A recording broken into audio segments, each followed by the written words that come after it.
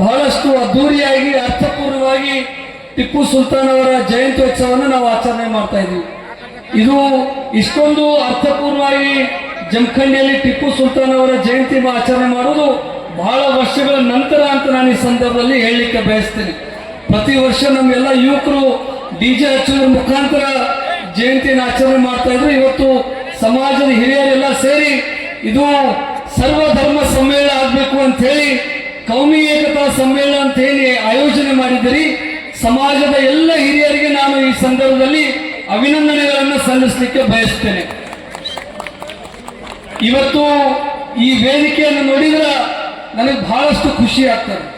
ಯಾಕಂತ ಹೇಳಿದ್ರೆ 12ನೇ ಶತಮಾನದಲ್ಲಿ ಬಸವಣ್ಣನವರು ಸರಿ ಸಮಾನವಾದಂಥ ಸಮಾಜ ನಿರ್ಮಾಣ ಮಾಡಲಿಕ್ಕೆ ಸಾಕಷ್ಟು ಹೋರಾಟವನ್ನು ಮಾಡಿ ವಚನಗಳ ಮುಖಾಂತರ ನಮ್ಮೆಲ್ಲರಿಗೂ ಸಂದೇಶವನ್ನು ಕೊಟ್ಟೋಗಿರ್ತಕ್ಕಂಥ ಮಹಾನ್ ವ್ಯಕ್ತಿಯ ಒಂದು ಆಚಾರ ವಿಚಾರಗಳನ್ನ ಇವತ್ತು ಏನಾದರೂ ಪಾಲನೆ ಮಾಡಿದ್ರೆ ಅದು ಟಿಪ್ಪು ಸುಲ್ತಾನ್ ಅವರ ಜಯಂತ್ಯೋತ್ಸವದ ಕಾರ್ಯಕ್ರಮದಲ್ಲಿ ಇರ್ತಕ್ಕಂಥ ಮಾತನ್ನ ಬಹಳ ಹೆಮ್ಮೆಯಿಂದ ಹೇಳಲಿಕ್ಕೆ ಬಯಸ್ತೀನಿ. ಯಾಕಂತಂದ್ರೆ ಕಾರ್ಯಕ್ರಮದ ವೇದಿಕೆ ಮೇಲೆ ಎಲ್ಲ ಧರ್ಮದ ಜನರು, ಎಲ್ಲ ಜಾತಿಯ ಜನರು ಕೂಡ ಈ ಒಂದು ಕಾರ್ಯಕ್ರಮದಲ್ಲಿ ಇದಾರಪ್ಪ ಅಂತಂದ್ರೆ ಇದು ನಿಜವಾಗ್ಲೂ ಒಂದು ಸರ್ವ ಜನಾಂಗದ ಶಾಂತಿಯ ತೋಟ ಅಂತ ಹೇಳಿದ್ರೆ ತಪ್ಪಾಗ್ಲಿಕ್ಕಿಲ್ಲ.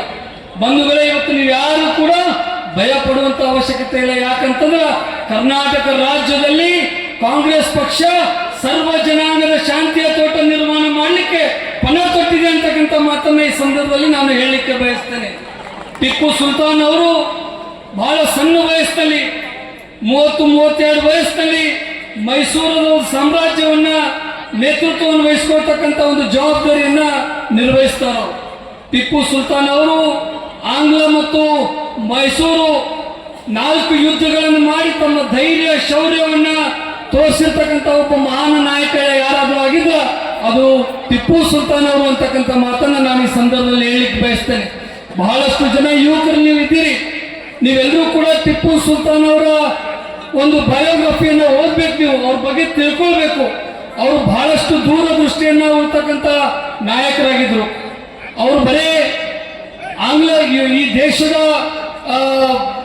ಈ ದೇಶದ ವಿರೋಧವನ್ನು ಮಾಡ್ತಕ್ಕಂಥ ಜನರ ವಿರೋಧಿ ಅಷ್ಟೇ ಆಗಿರಲಿಲ್ಲ, ಈ ದೇಶವನ್ನು ಯಾವ ರೀತಿ ಕಟ್ಟಬೇಕು ಅನ್ನುವಂಥ ನಿಟ್ಟಿನಲ್ಲಿ ಕೂಡ ಹಲವಾರು ಕೆಲಸ ಕಾರ್ಯಗಳನ್ನು ಮಾಡಿರ್ತಕ್ಕಂಥವ್ರು.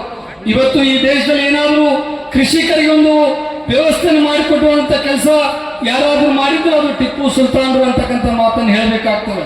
ಶಿಕ್ಷಣಕ್ಕೆ ಸಾಕಷ್ಟು ಒತ್ತನ್ನು ಕೊಟ್ಟಿರ್ತಕ್ಕಂಥವ್ರು. ಈ ದೇಶದಲ್ಲಿ ಮೈಸೂರು ಪ್ರಾಂತದಲ್ಲಿ ನಾಣ್ಯಗಳನ್ನು ಚಲಾವಣೆ ಮಾಡುವಂತ ಒಂದು ವ್ಯವಸ್ಥೆ ಜಾರಿಗೆ ಯಾರಾದರೂ ತಂದಿದ್ರ ಅದು ಟಿಪ್ಪು ಸುಲ್ತಾನ್ ಅವರು ಅಂತಕ್ಕಂಥದ್ದನ್ನ ನಾವೆಲ್ಲರೂ ಕೂಡ ಇವತ್ತು ನೆನಪಿಸ್ಕೊಳ್ಬೇಕಾಗ್ತದೆ. ಬ್ರಿಟಿಷರ ವಿರುದ್ಧವಾಗಿ ಹೋರಾಡಬೇಕಾಗಿತ್ತು ಅಂತಂದ್ರೆ ಅವತ್ತು ಫ್ರೆಂಚರ ಜೊತೆ ಒಂದು ಬಾಂಧವ್ಯವನ್ನು ಬೆಳೆಸ್ಕೊಂಡು ಬ್ರಿಟಿಷರನ್ನು ಯಾವ ರೀತಿ ನಾವು ಸೆರೆ ಹಿಡಿಯಲಿಕ್ಕೆ ಸಾಧ್ಯ ಐತಿ ಅಂತಕ್ಕಂಥ ಒಂದು ಷಡ್ಯಂತ್ರವನ್ನ ಒಂದು ನಿರ್ಮಾಣ ಮಾಡಲಿಕ್ಕೆ ಸಾಧ್ಯ ಆಗಿದ್ರೆ ಅದು ಟಿಪ್ಪು ಸುಲ್ತಾನರ ಒಂದು ಫ್ರೆಂಚರ ಒಂದು ಬಾಂಧವ್ಯ ಅಂತ ನಾನು ಈ ಸಂದರ್ಭದಲ್ಲಿ ಹೇಳಬೇಕಾಗ್ತದೆ. ಹೀಗಾಗಿ ಇವತ್ತು ಟಿಪ್ಪು ಸುಲ್ತಾನರು ಬಹಳಷ್ಟು ಕೊಡುಗೆಯನ್ನು ಕೊಟ್ಟೋಗಿರ್ತಕ್ಕಂಥ ಒಂದು ಕೆಲಸ ಕಾರ್ಯಗಳನ್ನು ನಾವೆಲ್ಲರೂ ಕೂಡ ನೆನಪಿಸ್ಕೊಳ್ಬೇಕು.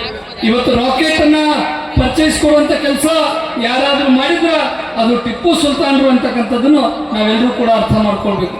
ಹೀಗಾಗಿ ಶಿಕ್ಷಣದ ಬಗ್ಗೆ ನಮ್ಮ ಹಿರಿಯರು ಅಂತ ಸತೀಶಣ್ಣ ಜಾರಕಿಹೊಳಿ ಬಹಳಷ್ಟು ವಿಚಾರಗಳನ್ನು ಹೇಳಿದರು. ನಾನು ಕೂಡ ಈ ಸಂದರ್ಭದಲ್ಲಿ ಅದನ್ನೇ ಪ್ರಸ್ತಾಪ ಮಾಡ್ಲಿಕ್ಕೆ ಬಯಸ್ತೀನಿ. ಮುಸಲ್ಮಾನ್ ಸಮಾಜದಲ್ಲಿ ಶಿಕ್ಷಣ ಇನ್ನೂ ಕೂಡ ಬಹಳಷ್ಟು ಕಡಿಮೆ ಇದೆ. ನೀವೇನಾದ್ರೂ ಮುಂದುವರಿಬೇಕಾಗಿತ್ತು, ಈ ಸಮಾಜದ ಮುಖ್ಯವಾಹಿನಿ ಬರಬೇಕಾಗಿತ್ತು ಅಂದ್ರೆ ಒಂದೇ ಒಂದು ಅಸ್ತ್ರ ಅದು ಶಿಕ್ಷಣ ಅಂತಕ್ಕಂಥ ಮಾತನ್ನು ನಾನು ಈ ಸಂದರ್ಭದಲ್ಲಿ ಹೇಳಲಿಕ್ಕೆ ಬಯಸ್ತೀನಿ. ತಾವೆಲ್ಲರೂ ಕೂಡ ಉತ್ತಮವಾದಂಥ ಶಿಕ್ಷಣವನ್ನು ಪಡ್ಕೊಳ್ಬೇಕು ಅಂತ ಹೇಳಿ ನಾನು ತಮ್ಮಲ್ಲಿ ಮನವಿ ಮಾಡ್ಕೊಳ್ಳಿಕ್ಕೆ ಬಯಸ್ತೇನೆ. ಹೀಗಾಗಿ ಟಿಪ್ಪು ಸುಲ್ತಾನ್ ಅವರು ಒಂದು ಮಾತನ್ನು ಹೇಳ್ತಾರೆ, ನಮ್ಮ ಸ್ವಾಮೀಜಿಯವರು ಬಹಳ ಚೆನ್ನಾಗಿ ಹೇಳಿದರು.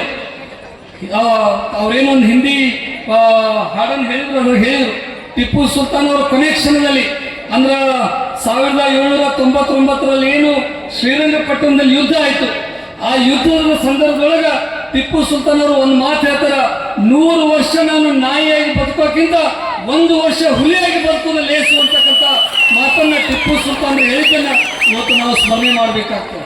ಹೀಗಾಗಿ ಇವತ್ತು ಈ ದೇಶ ಭಾರತ ದೇಶ ವಿವಿಧತೆಯಲ್ಲಿ ಏಕತೆಯನ್ನು ಸಾರ್ತಕ್ಕಂಥ ದೇಶ. ವಿಶ್ವದಲ್ಲಿ ಯಾವುದಾದ್ರೂ ಒಂದು ದೇಶ ಆಗಿದ್ರೆ ಅದು ನಮ್ಮ ಭಾರತ ದೇಶ ಅಂತ ಅಂತಕ್ಕಂಥದ್ದನ್ನ ನಾವು ಎಲ್ಲರೂ ಕೂಡ ಬಹಳ ಹೆಮ್ಮೆಯಿಂದ ಈ ಸಂದರ್ಭದಲ್ಲಿ ಹೇಳಲಿಕ್ಕೆ ಬಯಸ್ತೀವಿ.